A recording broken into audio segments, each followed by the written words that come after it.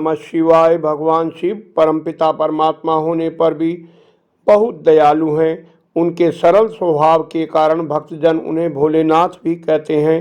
कौतुककारी शिव अपने भक्त द्वारा अनायास ही हो गई सेवा से भी प्रसन्न हो जाते हैं। फिर उनको समर्पित होकर की गई पूजा आराधना का तो कहना ही क्या, निश्चय ही वे अपने भक्तों पर सदा अनुग्रह करने को तत्पर रहते हैं। नित्य क्रूर कर्म करने वाले व्याध से अनजाने में हुए शिवरात्रि व्रत ने उसे भगवान शिव के दर्शन करा दिए और मोक्ष की प्राप्ति हुई। प्रिय भक्तगण, शिव पूजा की महत्ता दर्शाती ये सुंदर कथा शिव पुराण के कोटि रुद्र संहिता भाग से प्रस्तुत है। कृपया मेरी त्रुटियों को क्षमा कर भक्ति रस का अमृत पान करें। किसी वन में एक भील रहता था। गुरुद्रोह वन्य जीवों का शिकार कर और चोरी आदि दुष्कर्म से वह अपने परिवार का पालन पोषण करता रहता था। क्रूर स्वभाव के गुरुद्रोह ने कभी कोई अच्छा कर्म नहीं किया था। एक दिन शिवरात्रि का पर्व था। वह जंगल में शिकार के लिए सारे दिन भटकता रहा, लेकिन सफलता नहीं मिली। घर में भूखे परिवार के लिए कुछ लेकर ही जाना चाहिए, ऐसा विचार करते करते वह एक जलाशय के नजदीक पहुंच गया। भूख से व्याकुल वह वहां एक बेल के पेड़ पर चढ़कर बैठ गया और शिकार की प्रतीक्षा करने लगा। उस पेड़ के नीचे शिवलिंग था। जब रात के प्रहर बीतने वाला था, एक हिरनी जल पीने आई। व्याध ने धनुष पर तीर चढ़ाया।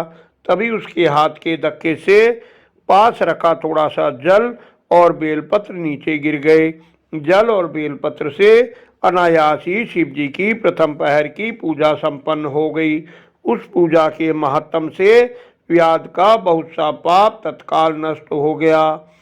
खड़खड़ाहट की आवाज से हिरनी ने भय से ऊपर देखा। हिरनी ने पूछा, व्याध तुम क्या करना चाहते हो? व्याध ने कहा, मैं तुमको मारकर अपने परिवार की भूख मिटाऊंगा। हिरनी बोली, भील, मेरे शरीर से तुम्हें सुख होगा, इससे बड़ा पुण्य क्या होगा। परंतु मेरी तुमसे प्रार्थना है कि मुझे एक बार जाने दो। मैं अपने बच्चे बहन को सौंप कर लौट आऊंगी। व्याध को लगा ये मुझे बेवकूफ बना रही है, लेकिन हिरनी द्वारा अनेक शपथ लेने के बाद उसने हिरनी को जाने दिया। उधर अपनी बहन खोजती छोटी हिरनी तालाब पर आ गई तो रात्रि के दूसरे प्रहर में पुनः पहले की तरह जल और बेलपत्र शिवलिंग पर चढ़ गए।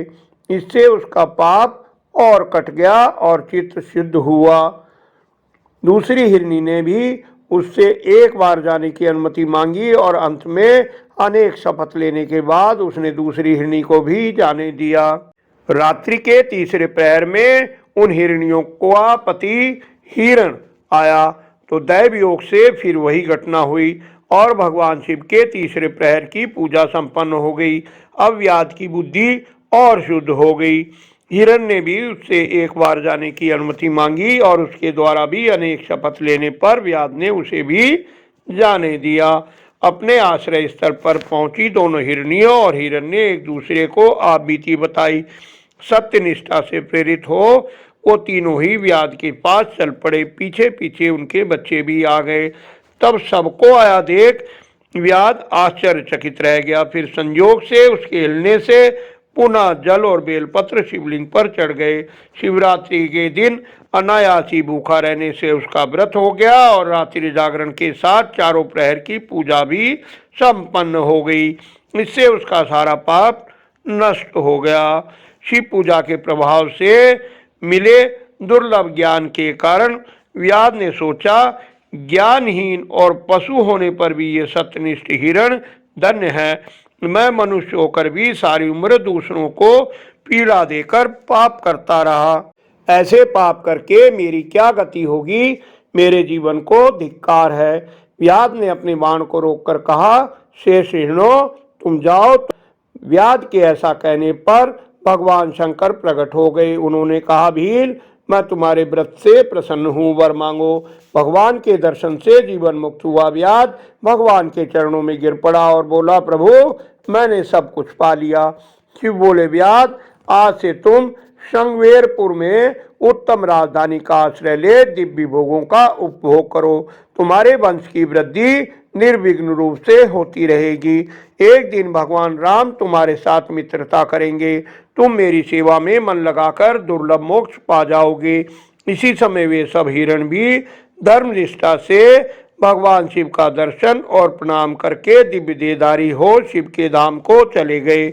प्रिय भक्तगण, शिवरात्रि के व्रत की महिमा बताती सुंदर कथा वाली आज की वीडियो आपको अवश्य पसंद आई होगी। कृपया लाइक करें, अन्य शिव भक्तों से शेयर कर धर्म के भागी बने। चैनल को सब्सक्राइब कर मेरा सहयोग करें। धन्यवाद। आपका कल्याण हो।